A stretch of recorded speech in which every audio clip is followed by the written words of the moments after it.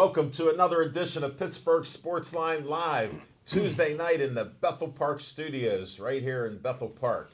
Thanks for watching us on Comcast 7, only in Bethel Park. And everybody on Verizon, thanks for watching us in Bethel Park and all through the area. We appreciate you. And we're at the likes. We're holding steady like around 63, 96, I think. So we're still around that 6,400 mark. Appreciate you watching the shows and then liking our page. We enjoy that. I'm Al Levine, the talking machine. I got Chip Hayner next to me. We got Smoking Jim Frazier. He was early. We didn't have any stress with him getting in the studio. And we got Devin in the control room. And we're just winging it here. No cameraman inside here, but Devin set us up to be on the air for your enjoyment. We're going to talk some sports. And we start the show off with What's on Your Mind? Smoking Jim Frazier. Thanks, Al Levine, the talking machine. And if you want the green, you got to see Levine. Oh, man, I should be throwing to you guys because Tom Brady brought the white receiver back. I love it, too, boy. Yeah, I love my New England receivers, don't you? Not really. I know Brady does. He probably doesn't even know half their names, but it doesn't matter, does it? They're all the same. They all do the They're same all thing. good. They catch everything he throws. Now, if we can just get some and they white, beat Baltimore. That's what I cared about. now if we can just get some white cornerbacks in the league, I would be happy. Okay. I don't like that reverse discrimination stuff. But anyhow, You brought the race up early, Smoking Jim, in the first minute. what's on my mind is What is it? the Pittsburgh Sportsline Player of the Week. And it's going to none other than Steel Valley backup junior running back. Let me say he got a brother named Nasheer West. I believe that's how you pronounce it. Okay. Nasheer West rushed 12 times for 298 yards, 5 touchdowns in Steel Valley State Championship 49-7 win over Southern Columbia. And Southern Columbia was the defending champion. They were the defending champions, as Chip says, and West scored on runs of 53, 5, 37, 60, and 60. In one of his touchdown runs, he broke 9 tackles, and it ended up being featured on ESPN Sports Center. Congratulations, Nasheer West, I believe I'm saying that correctly. That was a heck of a run. Junior backup running back. Hey, Looking forward to congratulations seeing to him the next Ironman. week. Looking forward to seeing him next year.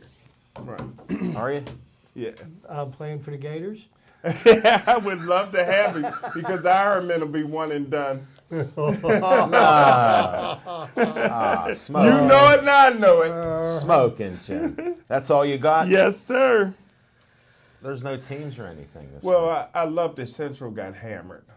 Yeah, I mean, I I was was- going to say. I got to get the surprised tape you of that. didn't give a I shout want out to the. to get the tape of that, man. Watch it over and over and over again, man. Smoking Jim, you're consistent Got in the who you don't mercy roll like. put on them, didn't it? They got smoked. Shocking. I was They waiting. got smoked. I guess I won't wait for the team, the Pittsburgh Sportsline Team of the Week. We don't have one. No team. Just of the the Yeah, player. the Beaver Falls winning their first state title. No team of the week, yeah. Yeah. All right, we'll move on. Chip Hayner, what's on your mind? Well, thank you, Alan. And, well, this is really a great time to be a Pittsburgh sports fan.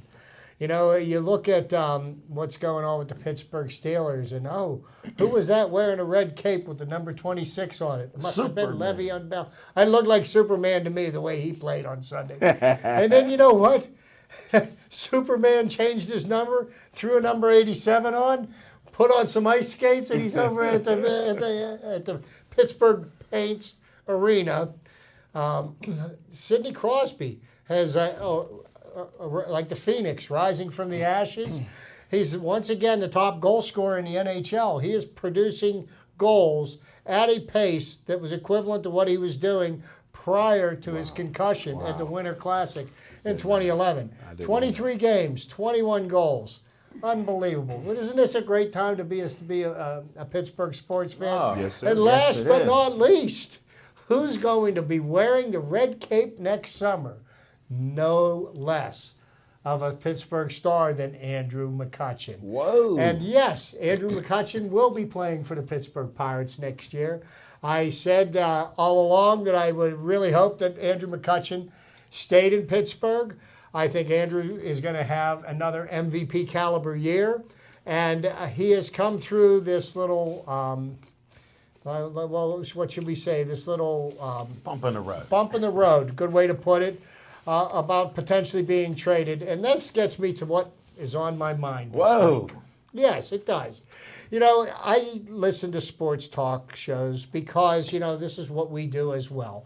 And I like to kind of listen to the way the hosts deal with the people that are calling. And I like to hear about what the opinions are of people.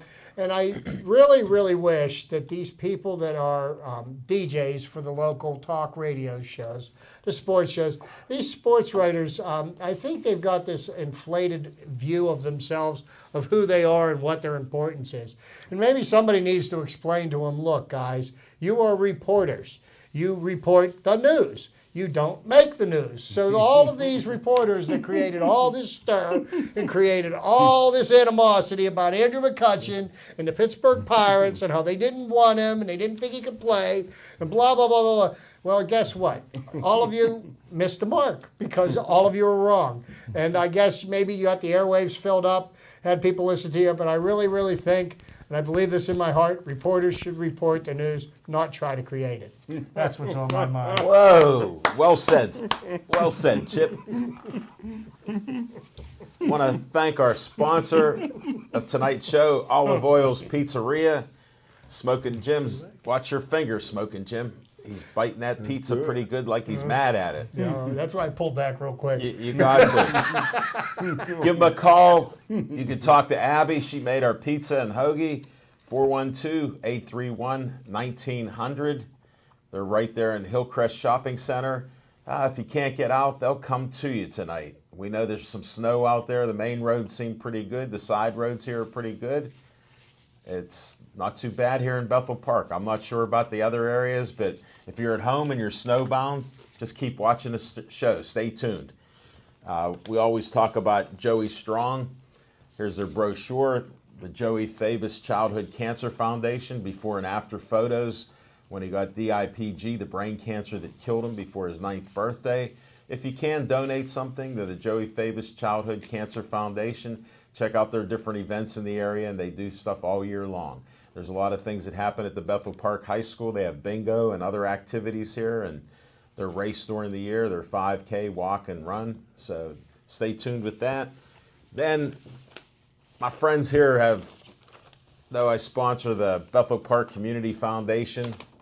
You can see them at bpcf.org. If you need money for your group, you can get from $100 to $5,000. They have different things going on all the time. Right now they have Mr. and Mrs. Claus and sleigh rides Friday night. This Friday night should be the last week they're doing it. They did it the previous 2. I stayed out in the cold the first week there and helped people on. And they have a horse-drawn sleigh for Mr. Claus and Mrs. Claus. It's a great event. So that gets them some money for this, to give you guys money for your organizations. What's on your mind? As you know, I enjoy watching sports. I called this win in spite of what Smoking Jim said. I said you got a Steelers will win this weekend, and they surely beat Buffalo. I thought with the weather, it'd be a low-scoring game. Lo and behold, 236 yards by Le'Veon Bell. He did it all in the snow. And then Roethlisberger had a terrible game. 3 picks, looked off on his throws, and it kept the score down 27-20. There was no doubt in my mind during the whole game that the Steelers controlled the action. The defense looked good. You know, Chip was talking before the show that, boy, Jarvis Jones is out. I think that's helped the defense tremendously to be in position. And now we're called fast. The announcers, I was laughing a couple times because I listened to all this.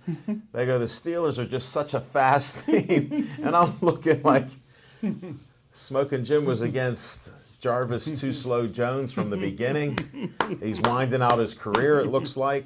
So it was enjoyable to hear and see the game and watch them play. And they may run the table. I had said that they got a chance to do it, but they're playing like they could do it. So stay tuned. Keep on watching the Steelers. Go Steelers. Chip, I had to say something about the Penguins. They're unbelievable with what they're doing this year. Mm-hmm. They're scoring. Sid Crosby scored a bunch. I think he's leading first-time goals in each game. Wow. That he's scored a bunch. I think he got like 6 of them. He's playing like the best player in the world, and I got so tired of hearing that for the last few years when he was quote unquote the best player in the world that stunk. But now he's playing hockey the way he did when he was younger, with a reckless abandon, and he's putting pucks in the net. And the other thing, he's smiling. He's smiling during these games, so he must be feeling good, and he's going all out, and he's lifting the team up. It doesn't matter who plays with him. Malkin's doing his thing. It's great. Murray's got a great year going. You know, they may have to do something with Fleury, but at least we've got 2 great goaltenders. So it is a pleasure to be watching sports in Pittsburgh. So I'm going to enjoy it. The other sports, the high school football's done. A lot of great players out there and coaches. So we have that to fall back on. And that highlight on ESPN with that run was just unreal. They played it each day after that. It was on ESPN, and Monday Night Football, I think it was on. They showed it. So Really? heck of a run. Yeah, and a couple of the shows that they do. Yeah, Pardon the Interruption showed it. Another couple of them. Yeah, it's been all over ESPN. Just a pleasure to be from Western Pennsylvania with the athletes we have. They're still trying to figure it out.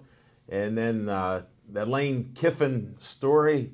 What, now he's a coach head coach in Florida? He's a head coach at Florida International. Is that where it is? That's what I it's didn't called? hear anything. Yeah, well, he's signed, and he's getting paid $1 million a year. He's walking away from the offensive coordinator's position at Alabama, which probably pays him close to $2 million a year. Mm-hmm. And he's going to take considerably. But he won't get yelled at by Saban anymore. He's not going to hear anything. Lane Kiffin is lucky to even have a job. He had how many high-profile jobs that he completely blew all on his own? He was the Raiders coach. He was USC coach. Yeah. Where else was he a coach? Tennessee. Tennessee, and he got fired faster than you could imagine from every one of these high-profile positions. Now, after Nick Saban was good enough to give him a job and give him an ability to earn and reestablish his name, then he's going to start dogging him. As soon as he gets out of there, he goes, well, I wanted to go to a school where we use the word we instead of I. And you don't make those kind of comments to somebody that salvaged your career. He said that? Yeah, that just goes to show you. He's not going to be very long tenured at this small college in Florida. I don't even know where it's He'll at. come back with his hat in his hand and see if he can take some more table scraps off of Saban's table. Being that you guys are on football, Well, congratulations. we still got segments to do, but you could bring up a point. Just one point. Congratulations to the Pitt offensive coordinator. He got an offensive coordinator job at LSU. Did he get that? Did he get that? Good. Okay, because when I came in, I had not yet seen that had been confirmed. They said it could be confirmed as early as this evening. 1 year after getting fired as an offensive coordinator at North Carolina State. And Narduzzi Worked out well for him. Narduzzi and Scott Burns said that they were in negotiations with him last week, trying to get him to stay. But this was before the LSU job opened up for they were going to try to make him stay. But, these SEC schools, when you can pay your offensive coordinators $1.5 million, $2 million a year, I mean, come on, Narduzzi's only making, what, $2.25 million? You can't pay your coordinator as much as you're paying your head coach. It just, it doesn't work out. Well, good luck to him. He did a great job this year. Yeah. Definitely. All right, let's go to our segments. We got Fiction and Fact from Smoking Jim's Almanac. Thanks, Al Levine, the talking machine. Before I get into that, I'd like to ask you guys a hockey question. Get the puck out of here. Is it true that everybody knows it's true, right? Crosby superstitious. Most hockey players are. I don't know Football players personally what he is, but hockey Everybody players more than others. Everybody other than McCutcheon. And you are. Look at the hat you're wearing. Yeah, McCutcheon. For But the reason our I'm saying is Crosby's having a great season, MVP caliber season. And no question. How do you guys feel about them going outdoors and playing a game? I know Crosby's not in favor of that. I personally am not a big fan of these outdoor games, and here's the reason why. When they had one game a year, and it was, and it was kind of rotated around the various teams in the league, it had a little bit of a novelty effect to it. Mm-hmm. But now that they're having 2, 3, 4, 5 of them a year, it's just it does nothing for me. It's bad lighting. Especially a game like hockey, when it's inside, you got the white underneath the ice, and it really kind of makes everything pop. And you can follow the puck. When you're outside, you don't have the kind of lighting that you got inside. I'm not a big fan. I'm not going to Never was a fan of it. Don't believe in it. Play inside. I agree. I'm not going to watch it either. When would you watch it? Fiction and fact from Smoking Jim's Almanac, going back a little ways. Trenton Coles, Clairton's Trenton Coles was probably one of the greatest names in WPIL history. He's a 2-time state 100-meter dash champion. He was a 2-time state 200-meter dash champion. He was 6'2", 190 pounds, ran a 4.340. Great work ethic, wide receiver, slot back, quarterback, cornerback, safety, and a pretty good kicker, straight-on kicker. Whoa. In high school. Had 50-plus scholarship offers when he was at Clairton. All-American, blue-chip caliber football player. And I remember Clairton, his senior year, beat a pretty good Rochester football team. And I have the article already written on Trenton Coles for my story. I had already written. And I just needed a quote from the coach, Coach Tom Nola at the time, who went to Gateway after that and showed that he could not coach. Very good sideline. But I asked him in the locker room, of course, Clairton, the bad sportsmanship that they have, but they were celebrating and doing their rap dance in the locker room because they won. And they were kissing the trophy, passing that around. And I said, Coach, what made it so easy for you guys to beat a good Rochester team? And I just knew he was going to just go on about Trenton Coles. He says, we have Tyler Boyd, and they don't. I'm like, who's Tyler Boyd? Tyler Boyd was a junior running back. Now, there's so much talent on Clairton's team, but Trenton Cole was the guy with the name, and Tyler Boyd was this junior running back that was slowly breaking all kind of records, and I never really even heard of him before that day. Now you're his biggest supporter. Started following him, 100-some career touchdowns, one of the all-time great athletes, and on Sunday, he'll be in the starting lineup as a rookie for the Cincinnati Bengals. Congratulations to Tyler Boyd. Thanks, Coach Nola.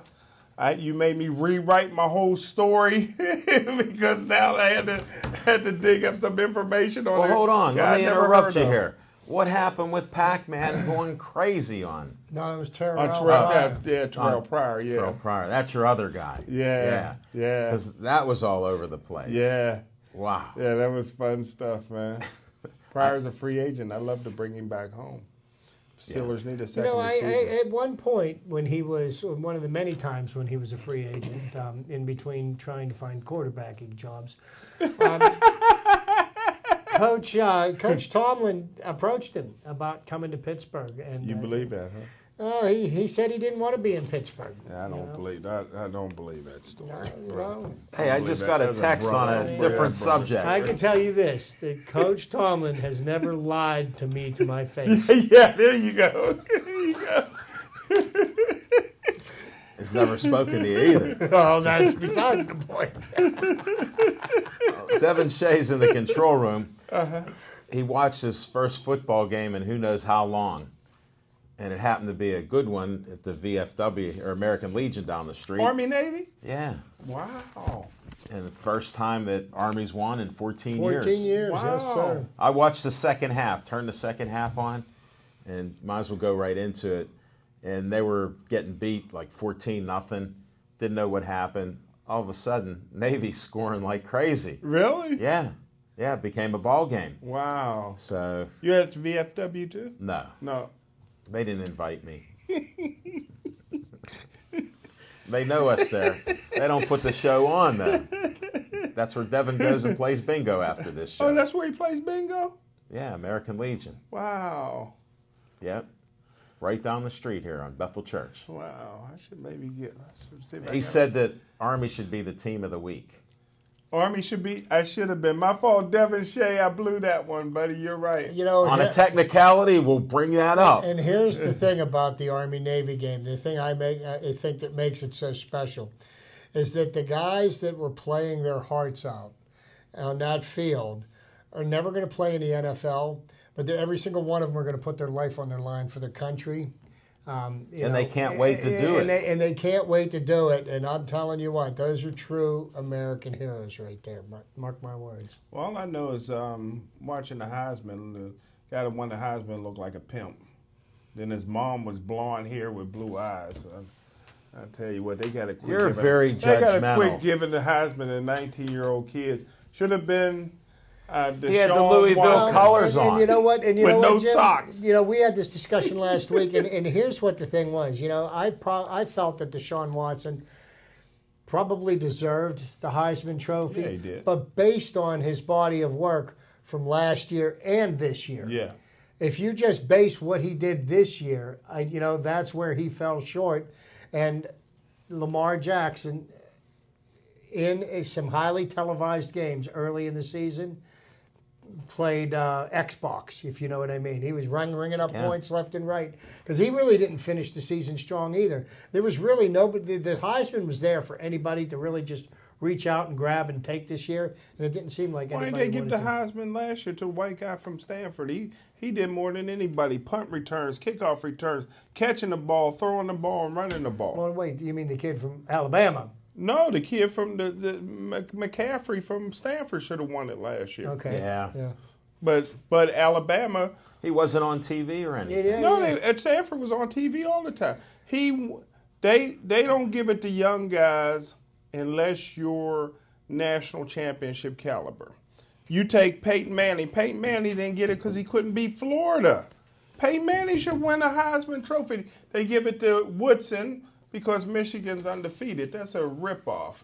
The 3-loss team from Louisville, and they're playing in the minor bowl game. There's no way I give it to a Here's the problem 19-year-old with kid. the Heisman He was Trophy. embarrassing up there. Him and Tony Dorsett faking like he don't know where he's at. If you look He's not faking. at what the, faking. He's what the not requirements faking. are to win the Heisman Oh, Trophy yeah. and what the what they require terrible. somebody to do. It Smoking goes, the Tim. people that they've elected go against what the spirit of the award is supposed to be. Yeah, it's about being a popularity contest, and more people heard about Lamar Jackson because he had two or three big games Early. in the beginning of the year. Michael Vick comes You out know, I and mean, when endorsed you're him. talking to somebody, you're ranking your them in the man. top 5, and they're only 3-0, and they've never been ranked that high before. I think you're jumping the gun a little That's bit. how Johnny Manziel won it. Johnny Football Hold that it. year. Johnny Football gave him the first hug on stage Did he? Was he there? at the Oh Heisman. my goodness. Yeah, because he got nowhere else to go, so he's right there. He gave him a nice long hug and whispered in his ear, and then they were Wow. hanging out together or Well, something in here's his what room. Lamar Jackson's got to deal with for the rest of his life: the curse of the Heisman Trophy. I mean, this is a definitely. great award to win. I just felt like, I had a vote, and maybe if I'd have voted like I was supposed to and voted for second and third place, maybe that would have helped. I only vote for one place, first place. You're terrible in how you do And, that. I just felt like... You're a bad man. They might take that vote from you. Yeah, and then they're forcing a white guy down our throat. There's no white guy should have been up there this year, but they put the quarterback I'm going in to there be honest from with you. Oklahoma. Wouldn't have James Conner's story Yeah. been a great story to Yeah, tell at 20 that award touchdowns, ceremony? over 1,000 I mean, yards. look what this guy did. He beat cancer. Okay. Yeah. And he beat a potential career-threatening knee injury, And he come back. and then to find out he had cancer, and to beat that and come back and play at a high level. He was the ACC Player of the Year this year. Probably so. That's the I- second time he won that. And he won the Brian Piccolo I mean, Award. if you didn't feel that he was worth winning the Heisman Trophy, he was worth being mentioned in the finalists, I think. I agree. Wow, we all agree on that. Let's go to Chips Trivia time. All right, thank you, Alan. Well, past Sunday, Le'Veon Bell did something that no Steeler running back has ever done.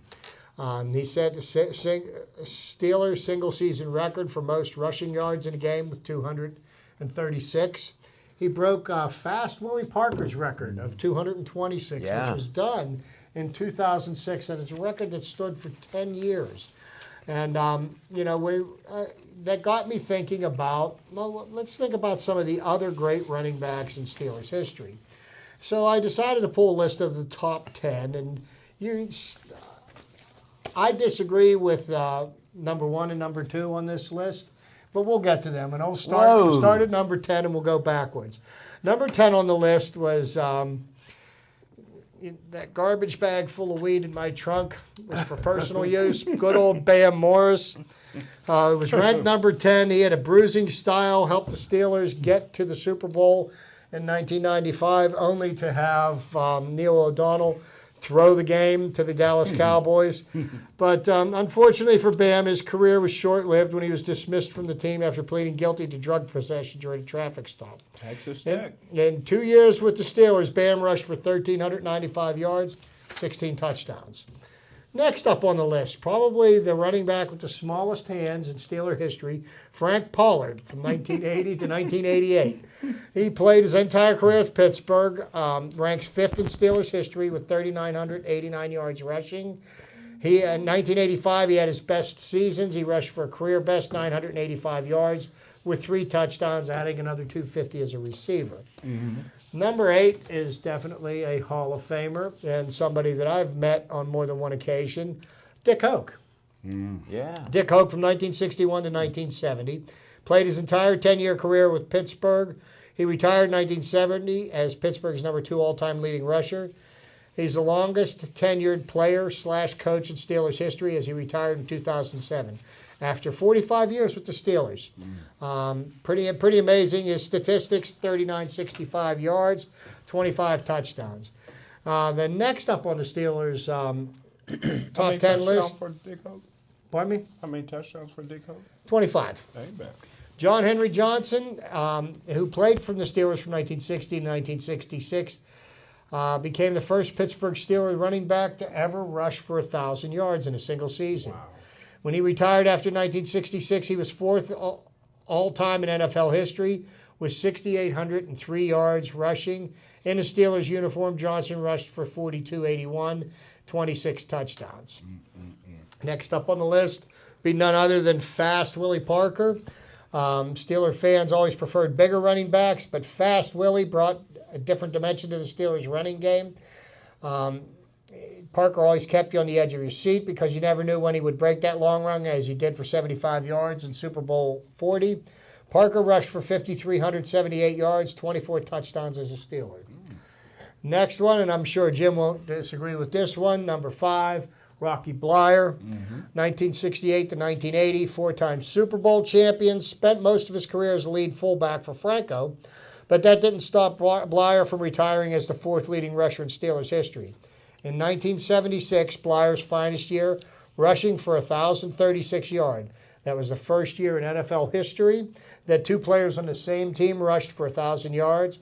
As Bleier and Franco Harris topped the 1,000 mark together, Bleier finished his career with 3,865 yards and 23 touchdowns. And everybody from the 70s, you ask anybody that played for the Steelers in the 70s, the best team the Steelers fielded that decade was the 1976 team. That was the one that didn't win a Super Bowl. Well, I guess in this article they're not counting Mercury Morris and Larry Zonka that did it prior to that. About 73, 72, 73, yeah. But I I guess don't know. that don't We'll count. check on it. I guess that don't count. Okay. Check. Well, We I'll need check on it. verification We from need you. verification 17. on that. There's a little bit of confusion. 17. Number 4 on the list, Merle Hodge, 1987, 1993. He was one of the few bright spots on the Pittsburgh Steelers during the end of the Chuck Noll era. He did whatever was necessary for Pittsburgh's offense to move the ball. He's a versatile threat for the Steelers running and receiving. Hodge finished his career with 5,272 total yards, 34 touchdowns. Number 3, Barry Foster, 1990 to 1994 and 92. Foster set the franchise mark with 1,690 yards rushing. And he also had 12 100-yard games to match Eric Dickerson's NFL record. His career was cut short to only 5 seasons. He finished his career with 3,943 yards and 2 touchdowns. And here is where I disagree with this article. Number 2 on the all-time list, Franco Harris. Wow. When NFL fans think of the best Pittsburgh Steelers running backs of all time, Franco Harris' name pops up first. Franco is the all-time leading rusher for the franchise with 11,950 yards and 91 touchdowns. His 6'2", 230-pound frame made it virtually impossible for one defender to take him down. And that would lead us to number 1, Jerome Bettis. The Bus tops our list, even though he racked up. The Bus averaged a franchise best 72.9 yards per game, racked up 10,571 yards and 78 touchdowns while playing in a Pittsburgh uniform. So the question that I have now, and with the performance that we have seen out of Le'Veon Bell in the last 4 weeks, which have all been games where he's rushed for over 100 yards, where is Le'Veon Bell going to end up on this list? Good point. Will he end up on this list? Will he even be on the team next year? He'll be the higher than question. Bam Morris. He'll be higher than Bam Morris. Well, he might need his defense attorney, Then he won't be on the team. But We won't have him next year. Le'Veon Bell does present a bit of a problem for the Steelers coming into this offseason because Le'Veon's contract, his rookie contract, will be up. Now, what do you do if you're the Pittsburgh Steelers? Looking at the kind of talent that this young athlete has, and then you look at all the foolish mistakes that he's made on top of it, then you look at the number of injuries that he's had. Is this somebody that you want to extend long term for a big dollar contract when you can't even trust him to show up for a drug test? Or is this somebody that you want to franchise, and you could franchise him 2 years in a row? Antonio Brown is under contract for next year, and I'm sure they're going to renegotiate and sign him. But, the question remains, is Le'Veon Bell worth risking a long-term contract on? We'll find out soon enough. And I saw an interesting stat. I like trivia like you do. 161.2 yards per game he's averaging, counting his receiving and his running. Yes. That's a heck of a stat. Well, and that 161 in NFL history for a season, the highest yards per game were by Priest Holmes in 2002. Played for Kansas City. He had 1,600 yards rushing, 672 yards receiving. He averaged 163.4 Who's that? over the course of the season. That was Priest Holmes. Now, Le'Veon Bell may not hit those numbers in rushing because he was suspended for 3 games, but there's still 3 games left this season, and he could ultimately end up setting the yards from scrimmage per game, the all-time record for the NFL. And just to give you the kind of idea, the company that he would be in here, Jim Brown. Priest Holmes, O.J. Simpson, number 3, Chris Johnson, Marshall Faulk ranks number 5 and number 6, Jim Brown, Marshall Faulk again, Walter Payton. How this guy got in here, I'll never know. Tiki Barber. Whoa. He had a good year. Yeah, that's about all I'm going to say about him. LaDainian Tomlinson, O.J. Simpson, Barry Sanders. So, he is in some pretty Elite company there. elite company, to say the least. If he can only get his head screwed on straight and Well, fly Burfict will right. do that for him this week. Burfict will probably put him out. But before we go on, let me read this. What do you got? Wikipedia, how you say that? Wikipedia. Wikipedia. Same thing. Nah. The first 1,000-yard duo consisted of Larry Zonka, Mercury Morris, 1972. And then it goes down and says the second 1,000-yard tandem occurred 4 years later in 76 when fullback Franco Harris and Rocky Blair both surpassed 1,000. Well, You were off by a year. But it ain't your fault. It's the fault of the writer. Well, and of course, you know, if it didn't And you happen only in check Pittsburgh, one- you only check if one it didn't source. happen in Pittsburgh, it didn't happen, right? That's right. That's right. We stand corrected. Thank you, Jim. You're welcome, sir. Well, thanks for your trivia, Chip. Smoking Jim, thanks for adding something to the trivia. You're like a dog on a bone with that 2,000-yard runners. You love Zonka and Kick. Well, No, and Mercury Morris. Yeah, but Morris. Kick started. Mercury came off the bench and gained 1,000. That's even more impressive. Yeah. Yeah, They that- knew the that- brother was getting that- the ball, couldn't stop him. When the Dolphins had a team that was pretty. That was part of the team that was undefeated. Yeah. But you know, More they, trivia. They had Paul Warfield, Bob Greasy, they had Earl Morrill, who Yeah. took over from Greasy Greasy, when he good was point. injured. Good point. Larry Little on the offensive line, Nick Bonaconi on the defense, Earl Manny Morrill, Fernandez. another quarterback the Steelers got rid of. Yeah. Steelers were great at stocking teams with Super Bowl winning quarterbacks. Oh, my Smoking goodness. Jim, I Glenn got Dawson, Johnny Unitas. I got to interrupt this. You brought up at the beginning of the year about the curse of the Steelers. Yeah. Did you check out Art Rooney? No, I never did. Get I out. never did. Your curse doesn't mean a thing. You just made it up. There is no curse. Is there a Bigfoot in that? Bigfoot. Bigfoot sighting? There's in a that? lot of stuff in there. I There'll be gotta one read for up. you. I got to read up on that. There's a lot to read up. You missed it on that one, Smoking I Jim. sure did. All right, I'll go to our on location. Smoking Jim was in such a great mood because we had Jose Caraballa's gym, Ray Schaefer Boxing Association. They're lady boxers. Smoking Jim took so many photos that it was just amazing. The sweeties for Jimmy were out of control. Some of them are up. And Cole Davis was the recipient of them. Her mother shared our post. Her dad shared our post. Wow. He gave us a compliment. That's great. And he's been a fan of our show since he saw Douglas Kavanaugh on the show. Well, I thought he'd be mad at us for taking his daughter away from his birthday party. She wished him a happy birthday on the show. So I guess she made it home in time to cut the cake. But yeah, we were at Atria's PNC Park in their upper mezzanine area doing our show up there. Had some fun. Had lady boxers, and we had one young man, 12 years old, Ryan Doherty, Golden Glove champ. They were all Golden Glove champs at one point or another. So we got that out, and they're getting ready for next year. Thanks again, Jose, for the insights and closing out the show with some more information for us. So we had a good time. We're going to be next week, Fairway Grill, right here in Bethel Park, 1530 Hamilton Road. Smoking Jim's still trying to find it. I just put an event page out there for it, so you can like it. Come visit us. They got a mac and cheese special that they run there. Ooh. And I already said, put an order in for me, Vic. So they're going to do that. And they got drink specials too. I think margaritas for $5.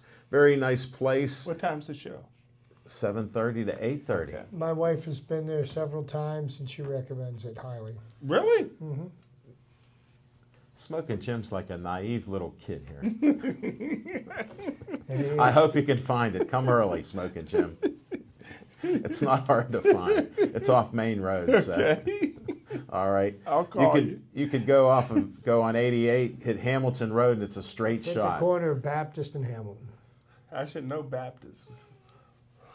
You won't find it. Good luck.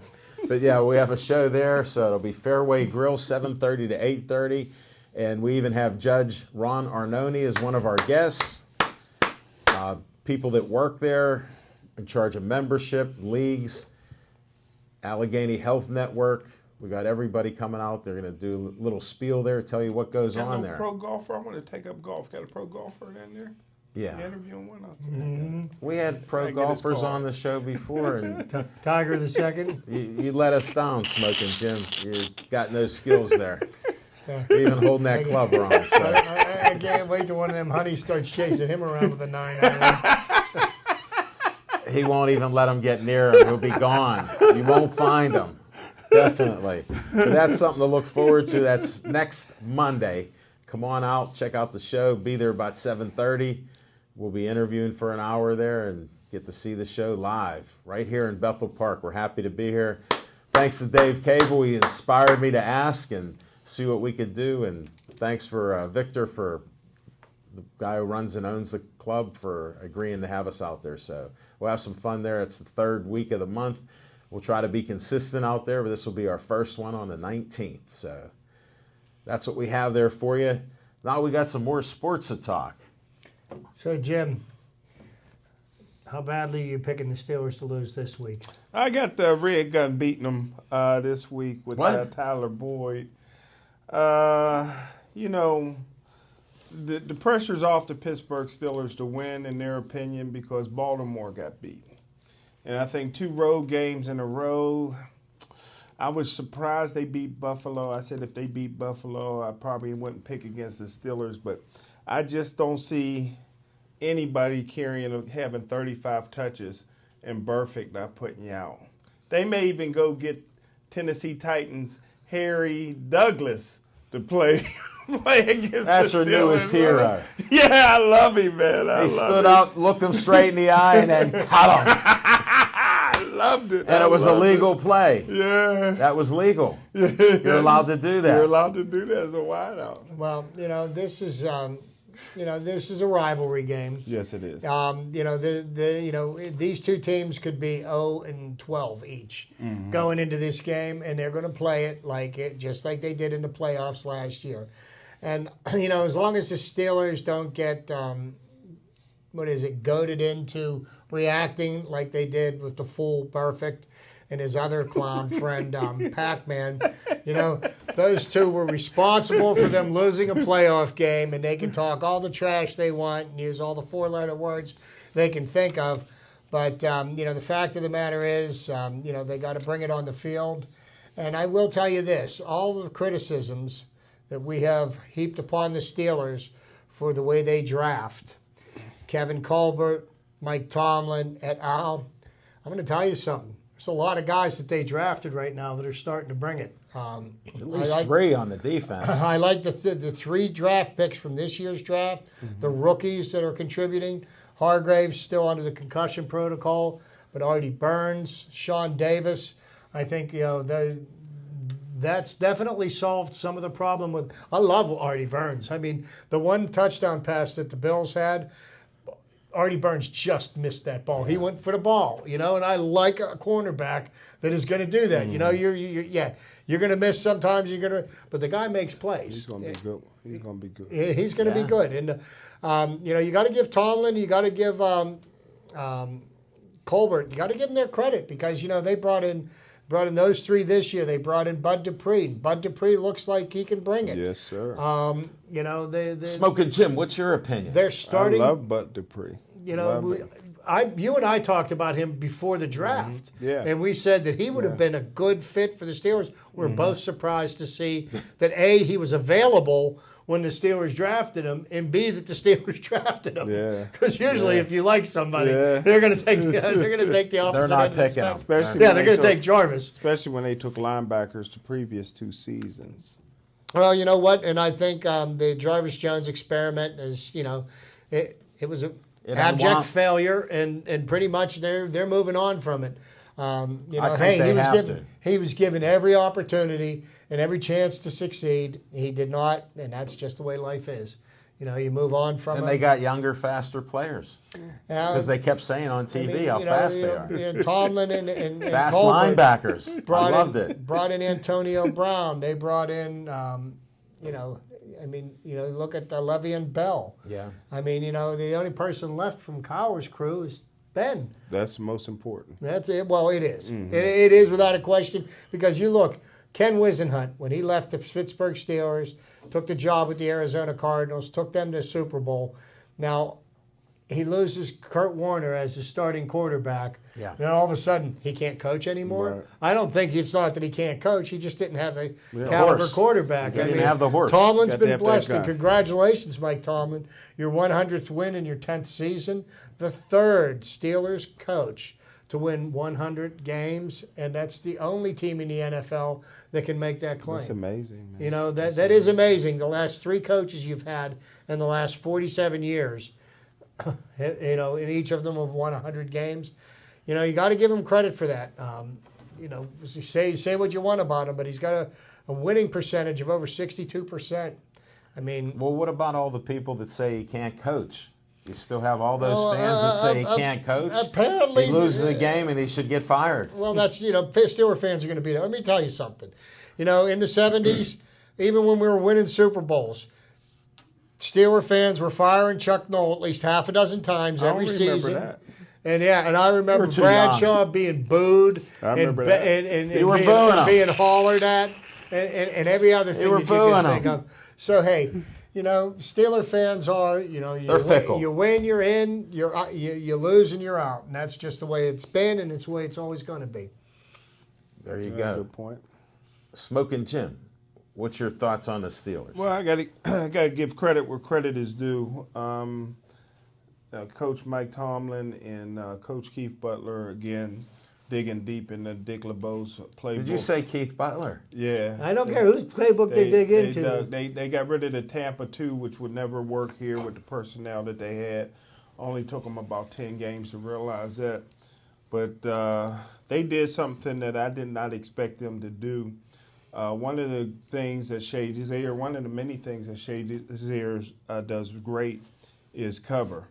And they've always had him in coverage. And I thought that Steelers would be hurt because they wouldn't have a spy on Tyrod Taylor. Yeah. But they put the Didn't spy. matter. They put Shazier as the spy on Taylor, and pretty much shut him down. Shut down the run game.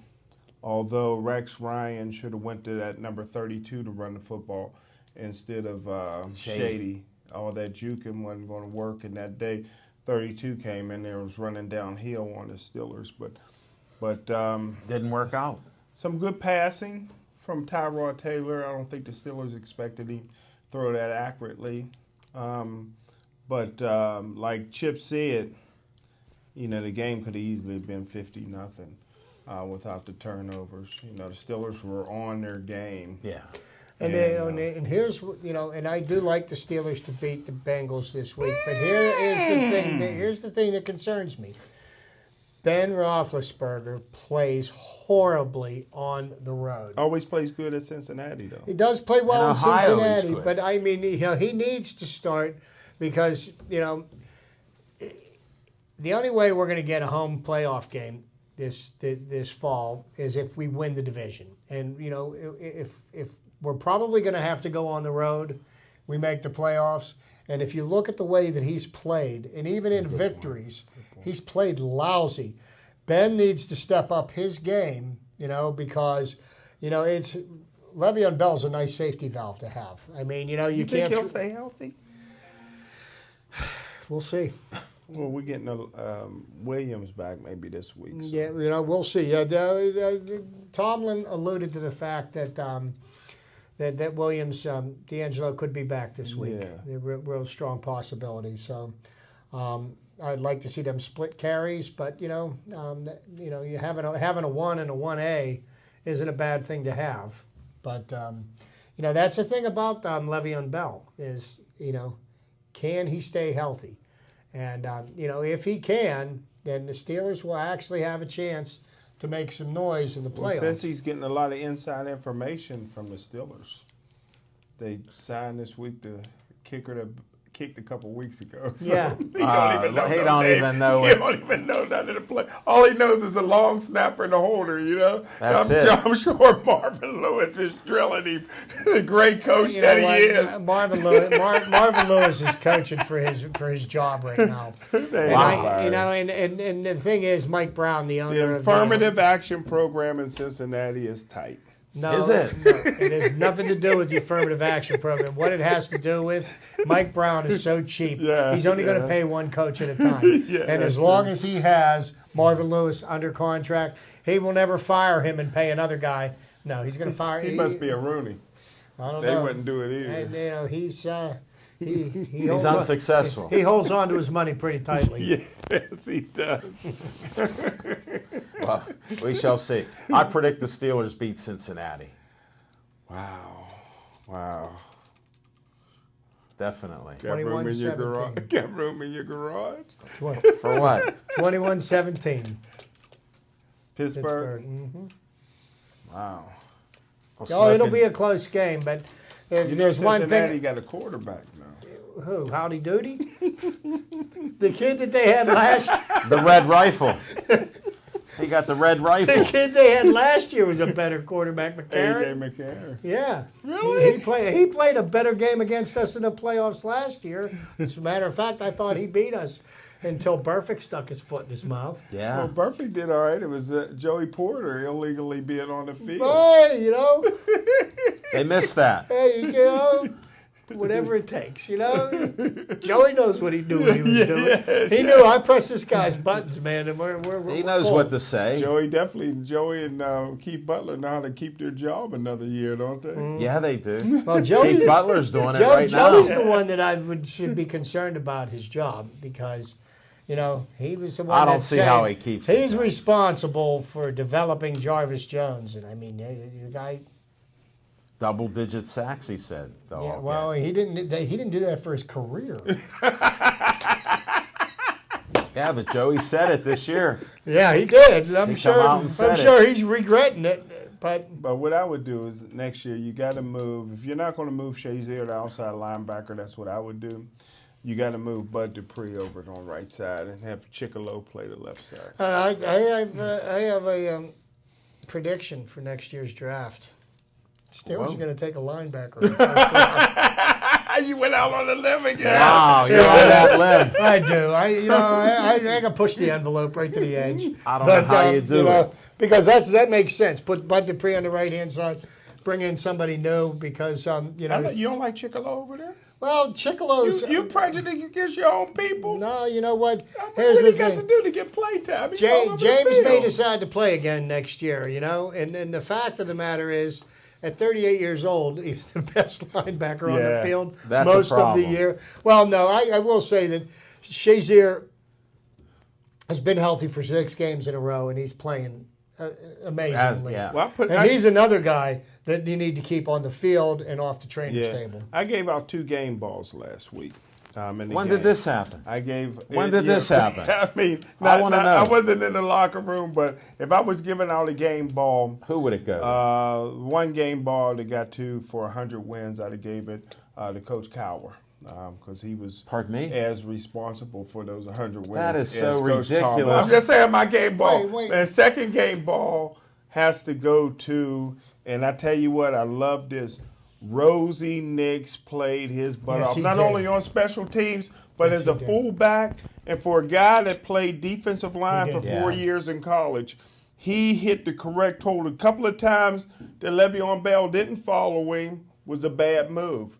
I mean, for him to hit the right hole and Le'Veon Bell follow him right through, and he was blowing people Yeah, he up. was. I love Especially that. at the second level. So the game ball that you said you should have given to Bill Cowher, what about how many of Bill Cowher's wins can he thank Chuck Noll for? Because when Bill Cowher came and to he- coach the Steelers, the cupboard was stocked. Yeah, and Bill Cowher, I watched the press conference, I got it on 8-track tape. Bill Cowher, the first thing he said was, I'm happy to have this job. This team has a lot of talent. It's loaded. He gave Coach Chuck Noll credit. Mike Tomlin never gave credit to anybody. You know why? Wouldn't Because he ever got go. an 8-8 team from Tower. Yeah. The team was not great. It was 8-8. They just wanted to be 8-8. Cowher left him How all did you the- not know that? Cowher left him all the players. Cowher left him all the coaches. Cowher left him his system, Hall of Fame quarterback. And you know how much Cowher had to do with them winning any games from 2007 on? Everything. Nothing. Everything. Nothing. He was in a Everything. television studio. He had absolutely nothing to do with them winning. And name 8-8 was his last year. Name me one other coach that got a head coaching job that didn't bring in not one player or not one system or coach.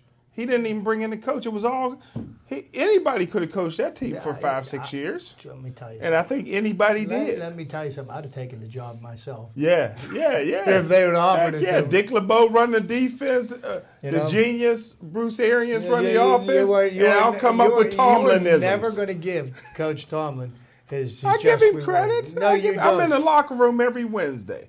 He acts like he doesn't even see me. He doesn't. He does. You go into his office and there's a Jim Frazier picture and he's throwing darts at it. Between him and Jarvis Jones, he said that loudmouthly. He said, how many shows can he talk bad about me? Don't worry. And then he wants to ask about how's Kia, how his wife is. That's all you talk to him about. Can I get a selfie with your wife, Coach? And you wonder why he doesn't like you. He doesn't know about the Sweeties for Jimmy. Yeah. We promote that on Pittsburgh Sportsline for you. We are friends on Facebook. We're getting down to the last couple Yeah. of minutes. Let's, Alan mentioned before, how about the Pittsburgh Penguins? 6 games in a row. They destroyed the Arizona Coyotes. They shut them out 7-0. Phoenix Coyotes 7-0. They just shelled them. Tomorrow night they get to go for Boston. 7 in a row against the Boston Bruins here.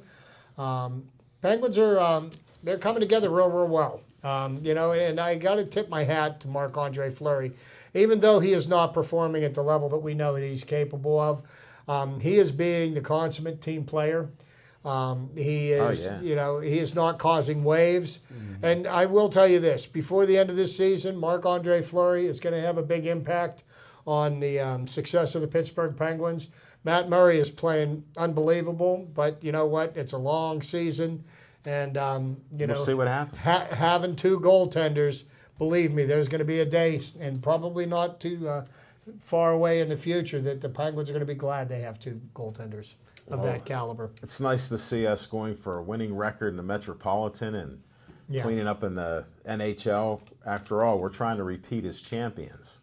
And so this is a key thing in this season. And one of the things that you've noticed that a lot of teams are trying to play the speed game with the Penguins, which is what they used to very good degree last year, and that's okay because people are going to mimic success. So other teams have revamped and done that, so not to the success that we've had.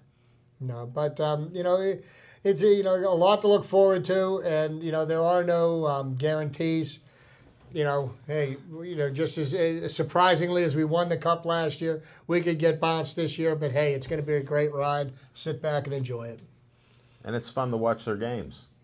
Again, Definitely. Again. Yeah. Last year, even Smoking Jim may we tune were falling in. asleep. He might tune in for a game. We'll have to see what happens.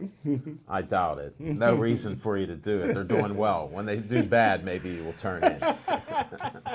You go for that negativity. Well, thanks for watching our show. We appreciate that. And look at our future shows. Smoking Jim, anything you want to close it out with? I'm glad Kutch got the knife out his back and will be back with the Pirates next year. All right, on those words of wisdom from Smoking Jim Frazier, you never know what he's going to say. Chip, you got something? Hey, Merry Christmas, everybody. I'll miss you next week, but wish everybody the best of the holiday season. And everybody, please stay Joey strong.